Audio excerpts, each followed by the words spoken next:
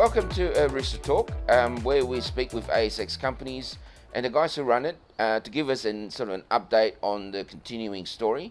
We're here at the University Club here in Crawley on the University of West Australia campus. I've got Matt Boyce here back from Red Dirt Metals, who has been on our Coffee with Samso and a Rooster Talk in the past. ASX code is RDT, the current market cap is about 115.7 million. So Matt, welcome back to Rooster Talk. Been a while since we spoke. Pleasure to be here, and thank you for having me back. Yeah, it's a bit chilly this morning, but it is a bit cold out here. Yeah. Look, we've had a chat for a while, and so what's been happening?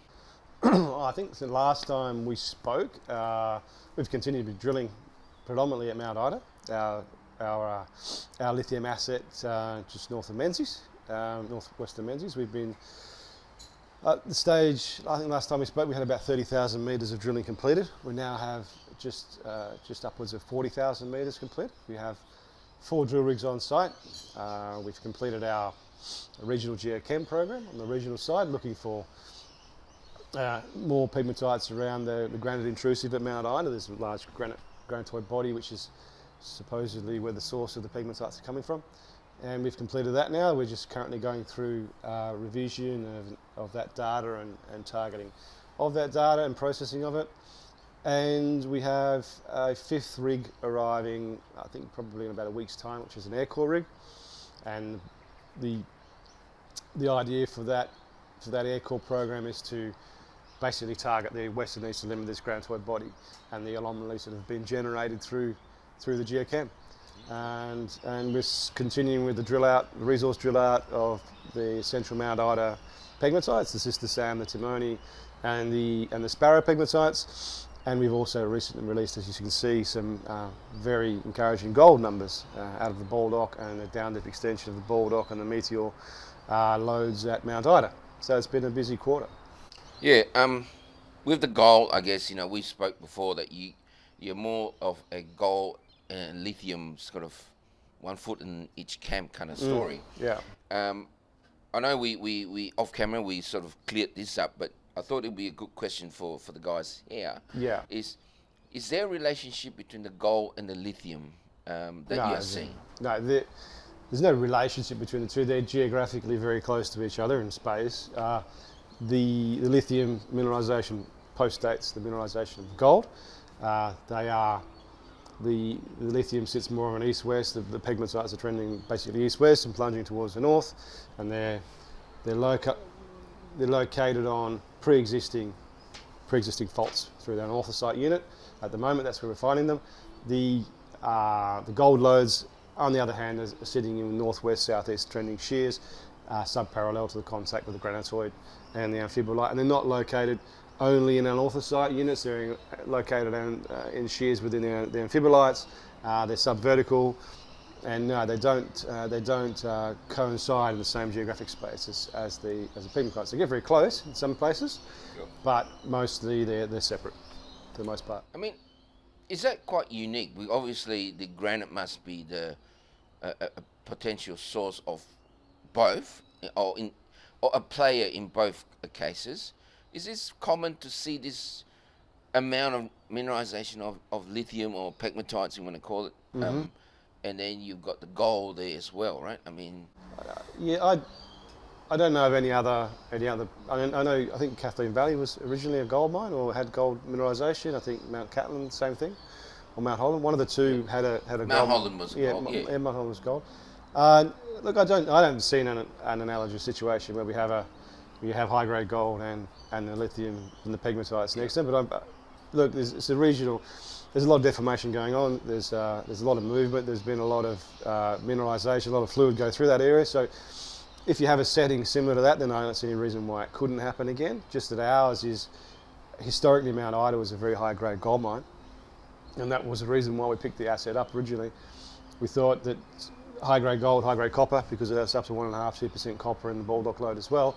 It's a very similar sort of project that the board had previously worked with. So that was obviously the impetus for going and trying to trying to get the asset. But then obviously finding the pegmatites there as well, you'd have to relook at the whole situation. And yeah, the granite, the regional metamorphism along that granite, all of the structural model that is sitting and coinciding with the emplacement of that granite and the deformation post the emplacement of that granite. Yeah, they're all reasons why you could have a similar situation somewhere else. But I think we're very lucky to have both metals in so much abundance in one spot. Now, I guess you basically was a lithium story, and gold, and now gold's gonna probably stick its neck out and give you a little bit more. I hope so. Yeah. Thinking.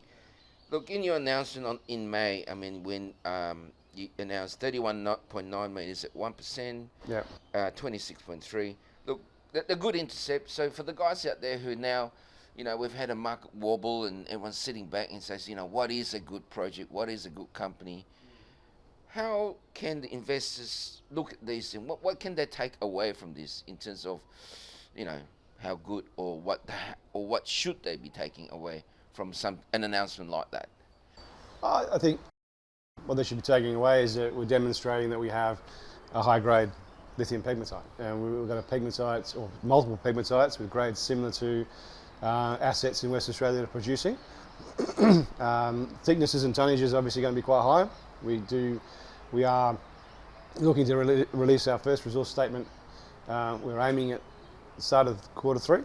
At the moment, that's still on track, and I think we have to be confident when we release that resource statement that we've got a critical mass large enough for us to be confident we can move forward with the plant, move forward into a production or DFS phase of the development of the asset. So yeah, we're confident we're getting the tonnage, we're getting the thickness, we're getting the quality, we're getting the grade, and we've got the right mineral assembly. So we've got a lot of spodumene in there, which is the main lithium mineral that's being processed at the moment to produce the hydroxides for the battery production. So we're ticking the boxes.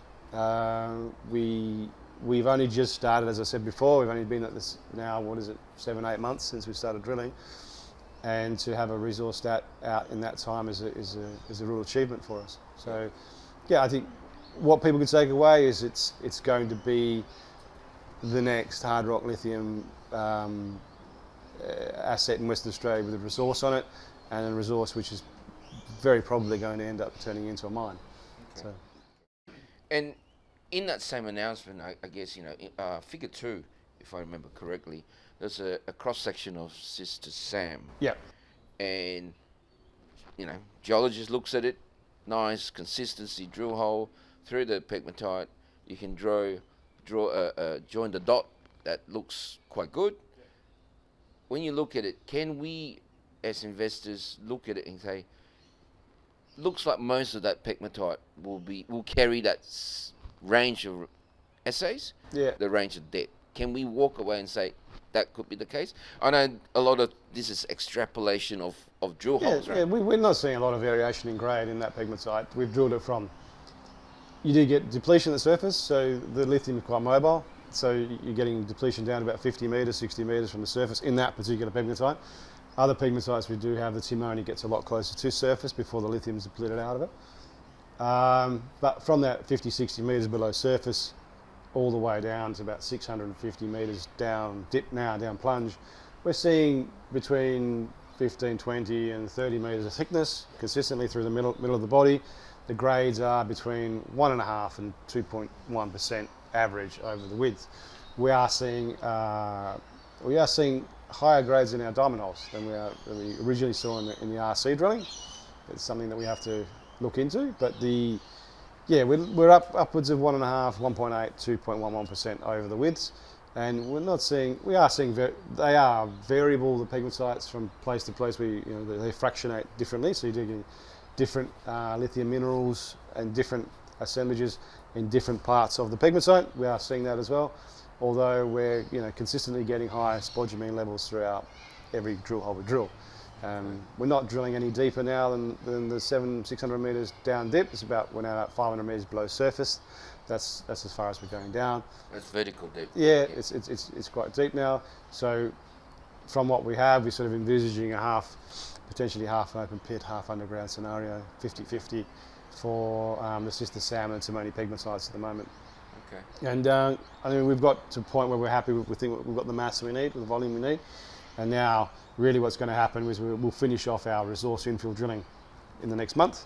That'll be completed, and then we move on to step outs and regional exploration, and bring the number of rigs down slightly, because we've got 4 going flat out at the moment. Bring that down to 1 diamond and 1 RC, and obviously that'll expand if we do hit another very large pegmatite. But for the time being, we'll bring that down, concentrate on the first part of the resource estimate. We're going to PFS at the end of the year. We are currently going through an intensive metallurgical program, so we have already sort of half a tonne of sample in the lab, and that's continuing. We'll have news flow from that over the next 2 to 3 months, and that will be a direct plug into the PFS, and to give you one of the critical items is your metallurgy response to it.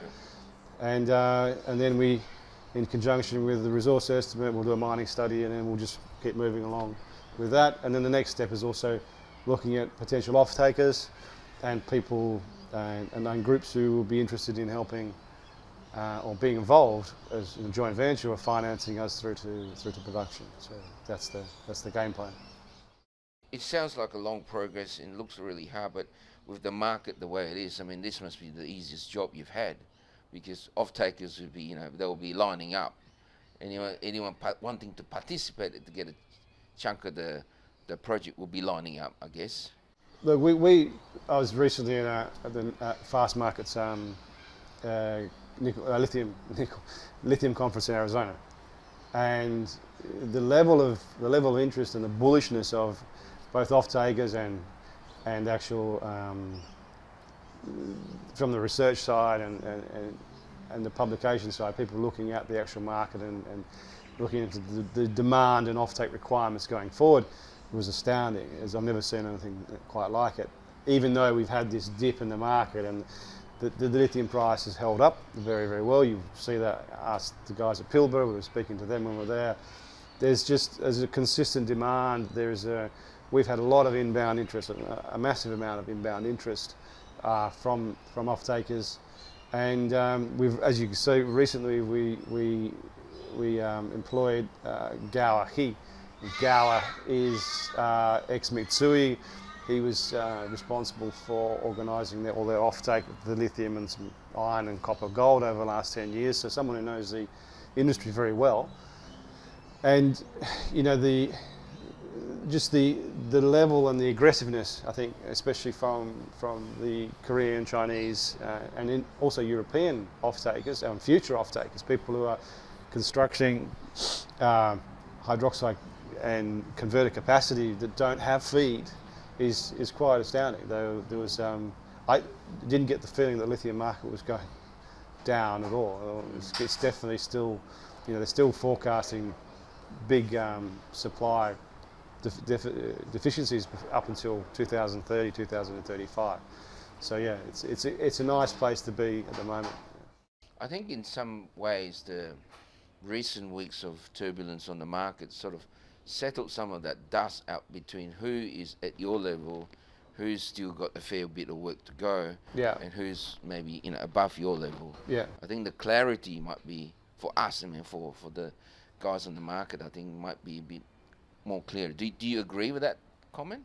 I think so. I think these pullbacks sort things out a bit. Yeah, we've suffered like everybody else has. Luckily, we're in a very strong financial position at the moment. We're funded through till potentially to the middle of next year if you want to. We haven't slowed down at all. I think other juniors who aren't quite as advanced and don't have as much on the table as what we have at the moment, yeah, they're suffering, but it has probably settled things down a little. Hopefully, it'll start to head back in the right direction again, because everyone's taken a bit of a pounding over the last 4 or 5 weeks. So, I think we've been around the market industry long enough to know that this is a cyclical thing. yes. And it's just a case of how deep the troughs are and things like that. Look, going forward, in your announcement, you mentioned that you've covered your entire tenement package with soil geochem. Yep. And can you give us an update on that? Yeah, we'll have an update out shortly on that. We'll be updating the market and the results of that program. They're still being processed at the moment. We think we expect to generate several good anomalies and good targets out of that data. Sometimes it's a bit hit and miss with geochem, but we're also starting our regional air core program as well, which is 350 plus holes, and so that'll be. I think that the information that comes out of that will probably be more useful with regards to targeting of the pegmatites, because you do get to see a lot more. And we'll be updating the market with that when it comes out, but we still haven't got the final results from that yet. So. I guess that's sort of the one where sort of tells you where you potentially have some sniff. Yeah. And that's where you go and do some recon. It'll give you a broad target, and then you have to really ground proof that, go and do some follow-up drilling on it and see if because even the sister sand pegmatite, which is our largest pegmatite at the surface, it's about as big as the table. There's not a lot of surface expression. Yeah. And even the geochem anomaly over the sister sand pegmatite is not massive. So, it's you could have a couple of small points, 2 or 3 of the soil location points come back because they're 200 metres apart, and you could have a pegmatite sitting under that. So. Look, as we started the conversation, we mentioned, Gold's now going to stick its head out, and the last announcement, those are good numbers. Those are pretty good numbers, yeah. So, how is that now going to fit into your thinking? Like, is there going to be more focus on that? No. I know, the lithium story is really strong, right? But as I told you, we originally bought the asset because of the gold potential.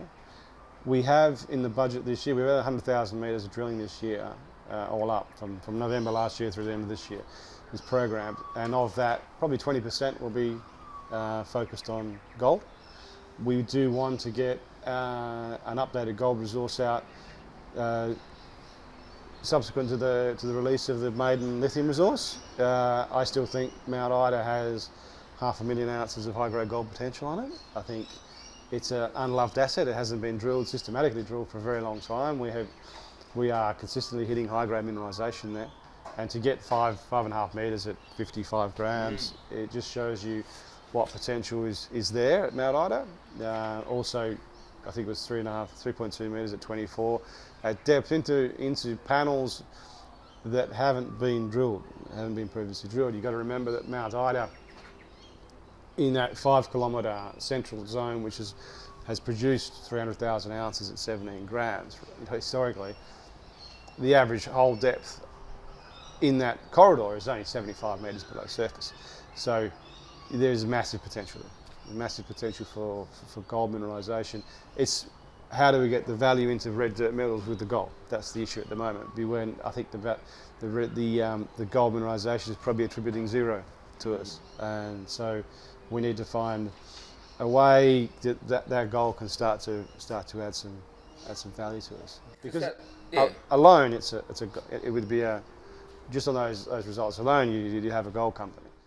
I mean, when I look at the long section you guys put in that announcement, it looked good. I mean, it was impressive, right?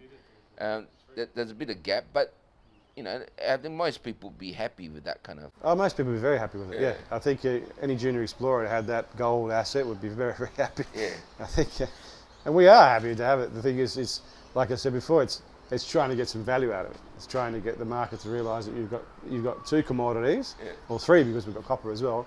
You've got 3 commodities which are most probably going to be in economic quantities and grades at the same asset. So it's a race to make sure that we get, we keep both the assets going, keep both the metals going along, but the focus is still well and truly the lithium. I think your biggest issue now is how do you get value from all the other things, because what you got ready in Sister Sam and your lithium is so overwhelming that everything is sort of not even coming up on the radar screen. No, it's not. No.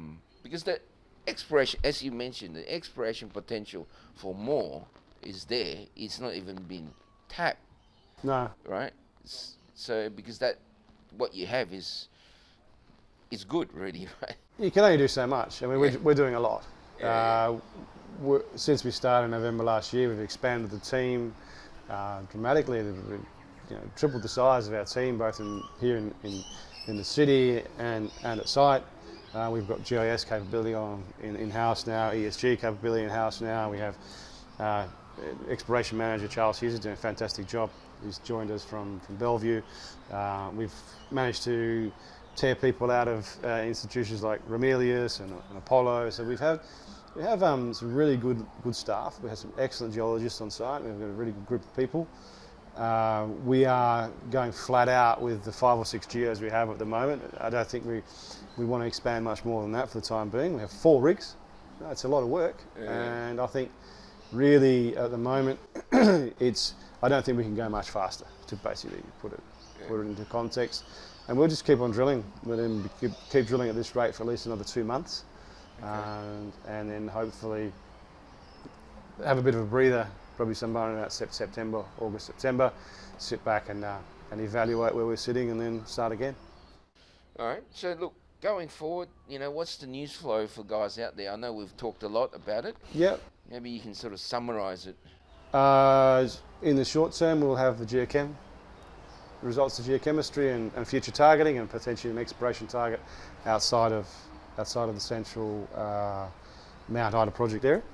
Then from there we move into metallurgy. We'll have our initial feasibility level metallurgy study coming out in piecemeal, because there'll be, as we move forward, there'll be different parts of that program to report. We'll have our maiden resource in the next 2 months for the lithium, which is the big one. We'll have a gold resource before the end of the year as well, gold copper, and we'll hopefully have also sort of preliminary offtake sort of discussions and potentially agreements in place to report. So hopefully they, that's a lot of news flow, a lot of information, and we're very busy in that sense. I think I think one of the most important things will be that maiden resource. Okay. Look, Matt, it's a good story. I've liked it. I think from our very first conversation here, our very first coffee with Samso, it went from something completely different to where we are today. It's a fantastic turnaround, and I hope that we can continue the journey, and we'll talk again when you have more news. Thank you very much. Thanks for having me again. It's been a pleasure. All right. Thank you. Cheers.